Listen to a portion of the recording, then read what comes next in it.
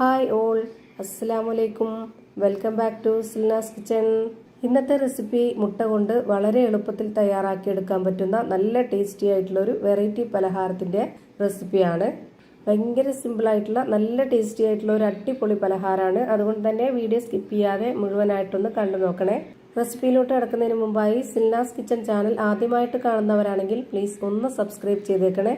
ഒപ്പം തന്നെ ഈ വീഡിയോസ് നിങ്ങൾക്ക് ഇഷ്ടപ്പെടുകയാണെങ്കിൽ ഒരു ലൈക്ക് ചെയ്ത് ഷെയർ ചെയ്ത് സപ്പോർട്ട് ചെയ്യാനും മറക്കരുത്. ഇനി നമുക്ക് ഇതെങ്ങനെയാണ് തയ്യാറാക്കുന്നതെന്ന് നോക്കാം. ഇതിനായി ഞാനിവിടെ 4 കോഴിമുട്ടയാണ് എടുക്കുന്നത്. ഇതുപോലൊരു പാത്രത്തിലേക്ക് ആദ്യം പൊട്ടിച്ചൊഴിച്ച് കൊടുക്കാം. ഈ ഒരു മുട്ട എടുക്കുന്നതിനനുസരിച്ചാണ് ബാക്കിയുള്ള എല്ലാ ഇൻഗ്രീഡിയൻസിൻ്റെ അളവും ചേർത്ത് കൊടുക്കുന്നത്. ഇനി ഈ മുട്ട നന്നായിട്ടൊന്ന് അടിച്ച് പതപ്പിച്ചെടുക്കണം. ബീറ്റർ വെച്ചിട്ട് വേണമെന്നുണ്ടെങ്കിലും ഇതേപോലെ അടിച്ച് പതപ്പിച്ചെടുക്കാവുന്നതാണ്. അല്ലാതെ മിക്സിയുടെ ജാറിലിട്ടിട്ട് അടിച്ചെടുക്കരുത്. അപ്പോൾ ഈ ഒരു പലഹാരത്തിൻ്റെ പരുവം തെറ്റിപ്പോവും. ഇപ്പോൾ ഈ മുട്ട നന്നായിട്ട് അടിച്ച് പതപ്പിച്ചെടുത്തിട്ടുണ്ട്. ഇനി നമ്മുടെ ഈ ഒരു പലഹാരത്തിന് നല്ലൊരു മണത്തിന് വേണ്ടി ഒരു 3 ഏലക്ക ഇട്ട് കൊടുക്കാം. വാനില എസൻസ് ഉണ്ടെന്നുണ്ടെങ്കിൽ അത് ഒഴിച്ചു കൊടുത്താലും മതി.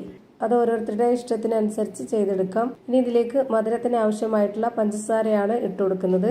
1/4 കപ്പ് അളവിലാണ് ഇട്ട് കൊടുത്തിട്ടുള്ളത്. ഇത് അത്യാവശ്യം നല്ല മധുരമുണ്ട്. മധുരവും ഓരോരുത്തരുടെ ഇഷ്ടത്തിനനുസരിച്ച് കൂട്ടിയും കുറച്ചൊക്കെ എടുക്കാവുന്നതാണ്. ഇനി നമുക്കിതിലേക്ക് ആ ഒരു മധുരത്തിനെ ഒന്ന് ബാലൻസ് ചെയ്യാനായിട്ടുള്ള ഒരു നുള്ള് ഉപ്പിട്ട് കൊടുക്കാം. പിന്നെ ഇതിലേക്ക് വേണ്ടത് പാൽപ്പൊടിയാണ്. ഞാനിവിടെ 2.5 ടേബിൾ സ്പൂൺ അളവിലുള്ള പാൽപ്പൊടി ഇട്ട് കൊടുത്തിട്ടുണ്ട്. ഇനി ഇത് നന്നായിട്ട് ഒന്നുകൂടി അടിച്ചെടുക്കാം. ഈ മുട്ട എത്രത്തോളം വിസ്ക് വെച്ച് ഇതുപോലെ അടിച്ചെടുക്കുന്നോ അത്രയും നന്നായിരിക്കും നമ്മൾ ഉണ്ടാക്കിയെടുക്കുന്ന ആ ഒരു പലഹാരവും. ഇപ്പോൾ നല്ലോണം അടിച്ചെടുത്തിട്ടുണ്ട്. ഇനി ഇതിലേക്ക് വേണ്ടത് റവയാണ്. ഞാനിവിടെ 1/4 കപ്പ് അളവിൽ റവ എടുത്തിട്ടുണ്ട്. അത് മുഴുവനായിട്ടും ഇതിലേക്ക് ഇട്ട് കൊടുക്കാം. ഈ റവ കൂടി ഇട്ട് കൊടുത്തതിന് ശേഷം ഇതുപോലെ വിസ്ക് വെച്ചിട്ട് ഒന്നുകൂടി അടിച്ചെടുക്കാം. ഇതിലേക്ക് വറുത്ത റവ തന്നെ എടുക്കാൻ വേണ്ടി നോക്കുക. എന്നാലാണ് ആ ഒരു ടേസ്റ്റിലും പെർഫെക്റ്റ് ആയിട്ടൊക്കെ കിട്ടുള്ളൂ. അപ്പോൾ ഇതെല്ലാം കൂടി ഒന്നുകൂടി നന്നായിട്ട് അടിച്ചെടുത്തിട്ടുണ്ട്. ഇത്രയും തന്നെ. ഇനി ഇതിലേക്ക് പാലോ വെള്ളമോ ഒന്നും തന്നെ ചേർക്കേണ്ടതില്ല. ഇതാണ് ഇതിൻ്റെ കറക്റ്റ് ആയിട്ടുള്ള പരുവം. ഇനി ഞാനിത് ആവിയിലാണ് വേവിച്ചെടുക്കുന്നത്. അതിന് വേണ്ടിയിട്ട് സ്റ്റീലിൻ്റെ ഇതുപോലുള്ള ചോറ് കഴിക്കുന്ന പാത്രത്തിലാണ് ഇത് ഒഴിച്ചു കൊടുക്കുന്നത്. ഈ പാത്രത്തിൽ കുറച്ച് നെയ്യൊന്ന് സ്പ്രെഡ് ആക്കിയിട്ടുണ്ട്. അപ്പോൾ പെട്ടെന്ന് തന്നെ ഇളകി വരികയും ചെയ്യും. അതുപോലെ തന്നെ ഈ പലഹാരത്തിന് നെയ്യിൻ്റെ ആ ഒരു പ്രത്യേക ടേസ്റ്റ് ഒക്കെ ഉണ്ടാവും.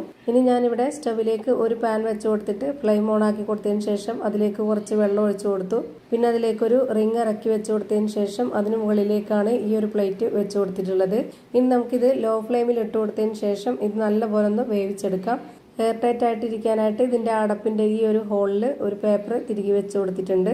ഒരു 7-8 മിനിറ്റ് മതിയാവും ഇത് വെന്ത് കിട്ടാനായിട്ട്. ഇനി നമുക്കിതിൻ്റെ ഫ്ലെയിം ഓഫ് ചെയ്ത് കൊടുക്കാം. നല്ലപോലെ വെന്ത് കിട്ടിയിട്ടുണ്ട്. ഇത് ചൂടാറിയതിന് ശേഷമാണ് എടുക്കുന്നതെങ്കിൽ നമുക്ക് അതിൻ്റെ വക്കൊക്കെ തനിയെ വിട്ടുവരും. ഞാനിപ്പോൾ ചൂടോടുകൂടി തന്നെ എടുത്ത് കാണിക്കുന്നതുകൊണ്ട് ഇതിൻ്റെ വക്കൊന്ന് ഇളക്കി കൊടുക്കുന്നുണ്ട്. എന്നതിന് ശേഷം നമുക്ക് ഇഷ്ടമുള്ള ഏത് ഷേപ്പിലോ വലിപ്പത്തിലോ വേണമെങ്കിലും നമുക്ക് കട്ട് ചെയ്തെടുത്ത് കഴിക്കാവുന്നതാണ്. ഇപ്പോൾ നല്ല ടേസ്റ്റി ആയിട്ടുള്ള സോഫ്റ്റ് ആയിട്ടുള്ള ഒരു പഞ്ഞ് പോലെ ഒരു അടിപൊളി പലഹാരം റെഡിയായി കിട്ടി. എന്തായാലും എല്ലാവരും ഒന്ന് ട്രൈ ചെയ്ത് നോക്കുക. വളരെ സിമ്പിളായിട്ട് തയ്യാറാക്കിയെടുക്കാൻ പറ്റിയ ഒന്നാണ്. കുട്ടികൾക്കും വലിയവർക്കെല്ലാം ഒരുപോലെ ഇഷ്ടമാവുകയും ചെയ്യും. അപ്പോൾ ഇത്രയേ ഉള്ളൂ ഇന്നത്തെ വീഡിയോ. വീഡിയോ ഇഷ്ടമായാൽ ലൈക്ക് ചെയ്യാനും കമൻറ്റ് ചെയ്യാനും ഷെയർ ചെയ്യാനും മറക്കരുത്. പുതിയൊരു വീഡിയോയുമായി വീണ്ടും വരും. Thank you for watching.